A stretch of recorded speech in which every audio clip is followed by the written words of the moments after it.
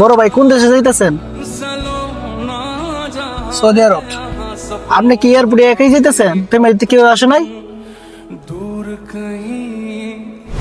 হ্যাঁ হ্যাঁ, যারা এয়ারপোর্টে গেছিলাম মানতাম, কিন্তু কেউ রাজি দিচ্ছে না। রাজি হবে কেমনে?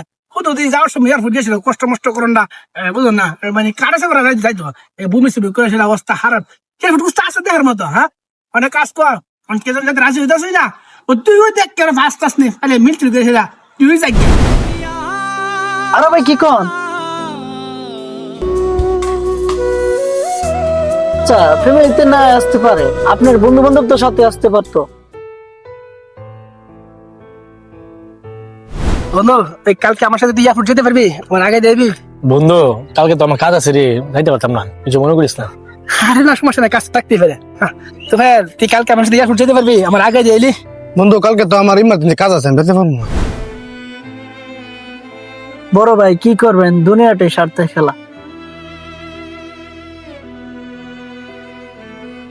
কে রে, তোর ভাই এয়ারপোর্ট টানতে তোর ভাই কাটা দেবা? তুই তো যাইবো, ওই তোর ভাই আইতাছে, তোর জীবন তো যাইবো, হ্যাঁ মামু আইতাছে, আর যাবা তো যাইবো, যাবার এক পাতা শালা তোর হর হরি রে, বাদ দিয়ে লাভ নাই। এই হার লয়ে লইস, এয়ারপোর্টটা ঘুরে গেলে আইবো না। আরে সমস্যা নাই, বড় গাড়ি লইছি, বড় গাড়ি। তোর হালু মামা নানা নানি ও সূর্য গোষ্ঠীতে মনে করছে মিলেছিল আছে না, আল্লাহ দিলে এয়ারপোর্ট যাইতেছি। বন্ধু, শুনলাম তুই নাকি দেশে আসতেছ, আসার সময় আমাকে মনে নিতে পারবি নি? বন্ধু, সত্যি তুই নাকি বিদেশ থেকে আইবে, তোর এয়ারপোর্ট রিসিভ করে লাগবে নি, যদি কষ্ট রিসিভ করে আনন্দ তোরা।